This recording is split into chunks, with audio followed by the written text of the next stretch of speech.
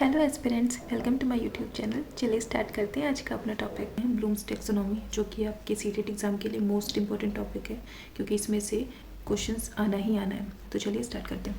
तो फर्स्ट हम आते हैं इंट्रोडक्शन पे। तो ब्लूम की टेक्सोनॉमी एक एजुकेशनल फ्रेमवर्क है, ठीक है, या लर्निंग ऑब्जेक्टिव्स यानी जो लर्निंग की चीज़ें होती हैं को अलग अलग लेवल्स में बांटती है। 6 लेवल्स में उन्होंने बांटे हैं, जो आगे हम पढ़ेंगे। इन्होंने ये दिया कब था? ब्लूम ने अपनी टेक्सोनॉमी जो दिया था वो 1956 में दिया था, और इनका पूरा नाम क्या था? Benjamin Bloom.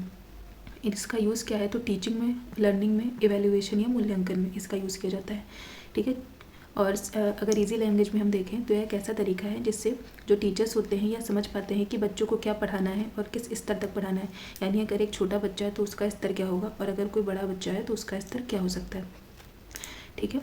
इसके उद्देश्य क्या हैं? तो विद्यार्थियों की जो थिंकिंग एबिलिटी होती है उसको समझना, लर्निंग को सिंपल से कॉम्प्लेक्स के क्रम में आगे बढ़ाना, क्वेश्चन पेपर और टीचिंग प्लानिंग को ईजी बनाना। और अगर इजी लैंग्वेज में देखें, इसका मकसद यह है कि बच्चा धीरे धीरे आसान चीज़ों से कठिन चीज़ों की ओर सीख सके। यानी पहले हम उसको इजी चीज़ें सिखाएंगे, ठीक है, उसके बाद में धीरे धीरे जब वो अंडरस्टैंडिंग उस पर बन जाएगी तो उसके आगे की चीज़ें समझाएंगे तो अच्छे से वो समझ पाएगा।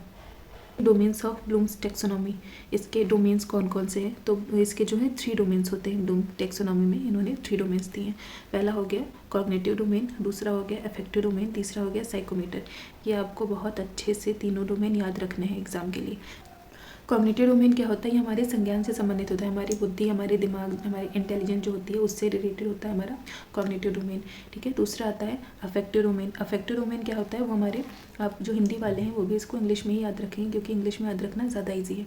तो जो हमारा अफेक्टिव डोमेन होता है वो हमारे एटीट्यूड से रिलेटेड होता है। एटीट्यूड क्या हो गया? जो भी हमारे इमोशंस होते हैं, जो भी हमारे भाव होते हैं, यानी ये हमारी भावनाओं से मेनली रिलेटेड है अफेक्टिव डोमेन, एटीट्यूड। आप ए से याद रख सकते हैं, ए से अफेक्टिव, ए से एटीट्यूड। तो ये जो अफेक्टिव है हमारे भाव से, हमारी भावनाओं से रिलेटेड है। अब आ जाता है साइकोमीटर, ये हमारी गतियों से रिलेटेड है। जैसे हम हाथ पैर से जो भी गति करते हैं, स्किल्स करते हैं, वो उससे रिलेटेड है साइकोमीटर। तो ये हमारी गतियों से रिलेटेड है, ठीक है। इन तीनों को याद रखना है, मोस्ट इंपॉर्टेंट। इसी लैंग्वेज देखें तो ब्लूम ने पढ़ाई को 3 हिस्सों में बांटा, ताकि बच्चे का जो सीखना है वो ईजी हो सके, ठीक है।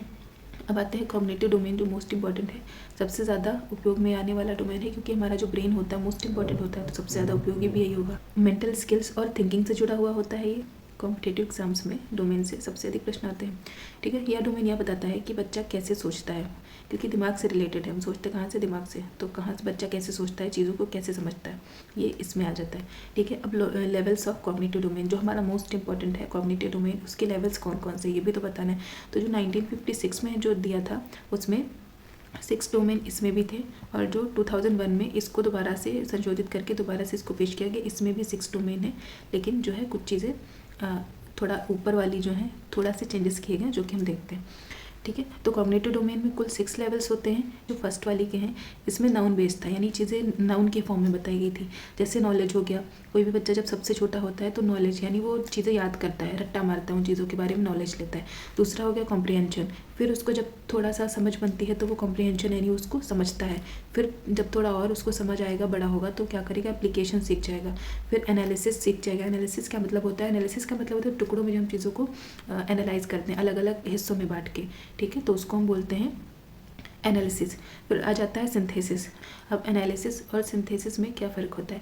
तो जब हम छोटे छोटे टुकड़ों में जब उसको डिवाइड करके उसको समझते हैं चीज़ों को, तब वो हो जाता है एनालिसिस। और जब हम उनको एक साथ में रख के एनालाइज करते हैं तो वो हो जाता है सिंथेसिस। और लास्ट फॉर्म क्या हो जाता है? जब वो टुकड़ों में रख के एनालाइज कर लेगा, फिर उसको एक साथ लाएगा, सिंथेसिस कर लेगा, तब उसकी क्या होगी? एक समझ बन जाएगी। यानी हम किसी चीज़ को टुकड़ों में समझ रहे हैं, फिर उसको एक साथ लाके, एक जैसे मशीन के पुर्जे हो गए, तो पहले उसको टुकड़ों में समझते हैं। मान लिया फ़ैन हो गया, तो ये फ़ैन की पत्तियाँ हैं, ये बोल्ट है, वो बोल्ट है। फिर हमने सिंथेसिस किया, यानी एक साथ उसको लाया, उसको फ़ैन बना दिया, तो ये सिंथेसिस करना हो गया। और अब क्या हो गया? इवैल्यूएशन, यानी मूल्यांकन होगा। यानी ये चीज़ कैसे बनी थी, इसमें क्या क्या आया था। जब मूल्यांकन हो जाएगा तो हम एक नई चीज़ को हम क्रिएट कर सकते हैं। तो इसमें जो लास्ट स्टेट था उसको मूल्यांकन को रखा गया था, इवैल्यूएशन को। लेकिन जो नई वाली आई है उसमें क्या है? पहली चीज़ तो ये करी गई है, जो नाउन था उसको वर्ब फॉर्म में लाया गया, यानी ये सिर्फ नाउन था, ये सिर्फ नाम था। अब ये क्या है? एक क्रिया है, यानी इसको हमें एक्शन फॉर्म में है ये। तो नॉलेज यानी ये सिर्फ याद करना हो गया था। अब रिमेंबर क्या हो जाएगा? एक वर्ब हो जाएगी, यानी याद करना, नॉलेज का मतलब सिर्फ एक ज्ञान है जो कि निर्जीव है। अब रिमेंबर क्या हो जाएगा, सजीव हो जाएगा, हमें याद करना है। फिर कॉम्प्रिहेंशन का मतलब समझना होता है, तो उसको अंडरस्टैंड बना दिया गया। एप्लीकेशन को जो वर्ब नाउन थी उसको वर्ब बना दिया गया। एनालिसिस को एनालाइज बना दिया गया। सिंथेसिस को, अब यहाँ पे सिंथेसिस को सबसे ऊपर कर दिया गया है। इन्होंने बोला कि बच्चा छोटे छोटे टुकड़ों में पहले उसको एनालाइज करेगा, फिर उसको इवेलुएट करेगा, मूल्यांकन करेगा, यानी उन टुकड़ों में क्या क्या चीज़ें हैं, कैसे क्या बना है। जब वो इवेलुएट कर लेगा, उसको सब जानकारी मिल जाएगी कि क्या सही है क्या गलत है, मूल्यांकन हो जाएगा, तब वो एक नई चीज़ क्रिएट करेगा। तो इसमें ये चीज़ बताई गई है। ये लेवल्स आसान सोच से शुरू होकर गहरी और कठिन सोच तक की जाते हैं। अब इसमें आ जाता है लेवल 1, जो कि हो जाता है स्मरण करना। ठीक है, फैक्ट्स और इन्फॉर्मेशन को याद करना। जो छोटा बच्चा होगा रटेगा, ABCD वो रटता ही, उसको हम इसमें क्या समझा सकते हैं, तो उसको रटना ही पड़ता है। इसके अगर कीवर्ड्स देखा जाए तो जैसे डिफाइन हो गया, लिस्ट हो गया, रिकॉल हो गया, यानी रट्टा मारने से चीज़ें रिलेटेड है। एग्जाम्पल जैसे हो गया तिथियाँ हो गई, इसमें हम क्या समझेंगे, तिथियाँ हमें याद ही करनी है, नाम है, डिफिनीशन से हमें याद करनी पड़ती है। सबसे यह पहला स्तर है जहाँ बच्चा सिर्फ चीज़ें रटता है, याद करता है। सेकेंड लेवल हो गया हमारा अंडरस्टैंड, जब वो चीज़ें रटेगा, जैसे हम ABCD पहले रटते हैं, ABCD 1 2 3 4, फिर जब थोड़े से बड़े होते हैं तो थोड़ी सी समझ बनने लगती है, हम थोड़ी थोड़ी चीज़ें एक्सप्लेन करने लगते हैं। ठीक है, तो पढ़ी हुई चीज़ का मतलब समझने लगते हैं कि ये फॉर एप्पल जो हम रट रहे थे ये हमारा एप्पल होता है। कीवर्ड्स हो गया, एक्सप्लेन कर सकते हैं, डिस्क्राइब हो गया, समराइज हो गया। ठीक है, जब समझेंगे तो ये तीनों चीज़ें कर पाएंगे। एग्जाम्पल्स हो गया, किसी कॉन्सेप्ट को अपने शब्दों में समझाना, बच्चा समझाने भी लगता है चीज़ें, तो इस स्तर पर बच्चा समझने लगता है कि पढ़ी हुई जो बात है उसको कैसे कही जाती है वो। ठीक है, फिर आ जाता है थर्ड हमारा जो अप्लाई था, तो सीखी हुई नॉलेज को नई सिचुएशन में उपयोग करना। अब जब बच्चा थोड़ा और बड़ा होगा तो वो जो नॉलेज सीखता है वो सिचुएशन में उपयोग करना, यानी अप्लाई करना, यूज़ करना, सॉल्व करना। जैसे फार्मूला वो बच्चा याद करता है, फार्मूले पे याद पहले रट्टा मारता है, फिर उस पर समझ बनाता है, उसके बाद में उसको अप्लाई करता है क्वेश्चन में। ठीक है, यहाँ बच्चा अपनी पढ़ाई को असली सवालों में इस्तेमाल करता है। फिर जो हमारा फोर्थ लेवल है, किसी जानकारी को भागों में बांट कर समझा जाता है। इसमें एनालाइज का मतलब वही जो बताया था कि भागों में बांट के कंपेयर करना, डिफ्रेंशिएट करना, एनालाइज करना, इसको कीवर्ड्स है इसके। फिर कॉज क्या एग्जांपल क्या हो गया, कॉज इफेक्ट संबंध बताना, यानी रीज़न बताना और उसका असर बताना, यानी ये जो हो रहा है क्यों हो रहा है और इसके जो असर हैं वो क्या क्या होंगे। इस स्तर में बच्चा चीज़ों को तोड़ फोड़ कर समझने की कोशिश करने लगता है। ठीक है, ये चीज़ कैसे बनी है, क्या बनी है, कोई पंखा होगा, कोई चीज़ होगी, तो बच्चा समझने लगता है कि ये चीज़ कैसे बनी है। फिर आ जाता है हमारा पांचवा, जो कि है इवेलुएट, मूल्यांकन करना। अच्छा, जैसे मूल्यांकन क्या होता है, बच्चा टेस्ट देता है तो हम उसकी कॉपी का क्या करते हैं, इवेलुएट करते हैं, मूल्यांकन करते हैं कि कितना सही कितना गलत। वैसे ही तो इसमें क्या हो जाएगा, जज हो जाएगा, क्रिटिसाइज हो जाएगा, जस्टिफाई हो जाएगा। एग्जाम्पल्स क्या है, कारण बताकर निर्णय देना। ठीक है, तो वही जजमेंट का मतलब यही होता है। ठीक है, सरल भाषा में यहाँ बच्चा सोच समझकर अपनी जो है राय बनाने लगता है कि क्या सही है क्या गलत है। फिर आ जाता है क्रिएट। अब जो बच्चा इतना कर लेगा, सबसे पहला लेवल क्या था, याद कर लेगा, दूसरे नंबर पे क्या होगा, समझ लेगा, तीसरे नंबर पर क्या हो जाएगा कि वो अप्लाई करेगा, फिर चौथे नंबर पे क्या होगा कि वो जो है एनालाइज करेगा, फिर जो है पाँचवें नंबर पे क्या हो जाएगा, वो इवेलुएट करेगा, छठे नंबर पे क्या हो जाएगा, वो एक नई चीज़ को क्रिएट करना सीख जाएगा। अब क्या हो जाएगा, कुछ नया बनाना या आइडिया देना। कीवर्ड्स हो जाएंगे क्रिएट करना, डिज़ाइन करना, डेवलप करना। ये सब क्या करते हैं कि पुरानी चीज़ को ना ही नकल की जाती है, किसी चीज़ को क्रिएट करना क्या होता है, मतलब कुछ नया बनाना।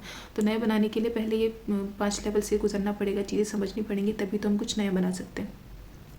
ठीक है, ऐसा तो है नहीं कि हम पैदा होते कमरे में बैठे रहेंगे कुछ नया क्रिएट कर देंगे। पहले हमें याद करना पड़ेगा, चीज़ें समझनी पड़ेंगी, इवेलुएट कर ये सब करना पड़ता है। उसके बाद में हम क्या करेंगे, कोई नई चीज़ क्रिएट कर देंगे। एग्जाम्पल्स क्या हो जाएगा, कोई भी नया सा मॉडल बनाना। यह सबसे ऊंचा स्तर है, जैसे साइंटिस्ट होते हैं जो सबसे ऊंचा लेवल है ये, यहाँ बच्चा अपनी सोच से कुछ नया करता है। फिर आ जाता है अफेक्टिव डोमेन। अब हम यहाँ देखते हैं कि ब्लूम ने कितने बताए थे, याद करो 3 बताए थे डोमेन। ठीक है, कौन कौन से बताए थे, ये देखिए बताया था ना, कॉग्निटिव डोमेन। तो अभी तक ये हमारा कॉग्निटिव डोमेन चल रहा था। अब देखते हैं अफेक्टिव डोमेन और साइकोमोटर डोमेन। तो अब देखते हैं अफेक्टिव डोमेन। तो अफेक्टिव डोमेन में क्या हो गया, अफेक्टिव जैसा कि ये बताया था एटीट्यूड से जुड़ा होता है ना। अफेक्टिव हमारी फीलिंग, इमोशंस जो भी होते हैं और हमारी जो वैल्यूज़ होती हैं, यानी इमोशनली जो भी चीज़ें जुड़ी होती हैं उनसे जुड़ा होता है डोमेन ये। ठीक है, एटीट्यूड डेवलपमेंट पर ध्यान दिया जाता है। लेवल्स इसमें कौन कौन से होते हैं, तो इसको बच्चा कैसे अडॉप्ट करता है, पहले रिसीविंग करता है, चीज़ें रिसीव करेगा, फिर रिस्पॉन्ड करेगा, यानी उस पर कोई रिएक्शन देगा, फिर क्या उसकी वैल्यू सीखेगा कि क्या वैल्यू है उसकी, फिर उसको ऑर्गेनाइज करेगा अपने माइंड में, बच्चा सामने से जो आ रहा है पहले रिसीव करेगा, फिर उसका रिस्पॉन्स करेगा, ठीक है, रिस्पॉन्ड या रिस्पॉन्स करेगा, ठीक है, फिर उसकी वैल्यू को समझेगा कि वैल्यूएबल चीज़ है तो रख लो, नहीं है तो उसको हटा दो। अगर वैल्यूएबल चीज़ होती है तो क्या करेगा बच्चा अपने दिमाग में उसको ऑर्गेनाइज करेगा कि ये अच्छी चीज़ है, और इसको दिमाग में ऑर्गेनाइज करना मतलब रख लेना, दिमाग में फिट कर लेना। फिर कैरेक्टराइजेशन, उससे उसका क्या होगा, वर्गीकरण करेगा, उसका एक कैरेक्टर तैयार हो जाएगा दिमाग में उसके, ठीक है। सरल भाषा में डोमेन बच्चे के व्यवहार और भावनाओं से जुड़ा होता है, ठीक है। आगे देखते हैं हमारा लास्ट वाला psychomotor domain. Psychomotor physical, psycho P से आप ये याद रख सकते हैं, पी से साइकोमीटर और पी से फिजिकल एक्टिविटी। तो ये जो हो गया हमारी फिजिकल एक्टिविटी से संबंधित होता है, फिजिकल स्किल से, जैसे राइटिंग हो गया, ड्राइंग हो गया, प्लेइंग हो गया, एक्सपेरिमेंट हो गया, एक्टिविटीज़ हो गया, जो हम फिजिकल चीज़ें जो भी हम करते हैं, ठीक है। यह डोमेन बच्चे के काम करने और करने से सीखने से जुड़ा है, ठीक है। अब यहाँ तक आ ही गए तो प्लीज़ मेरे वीडियो को लाइक कर दीजिए। Thank you.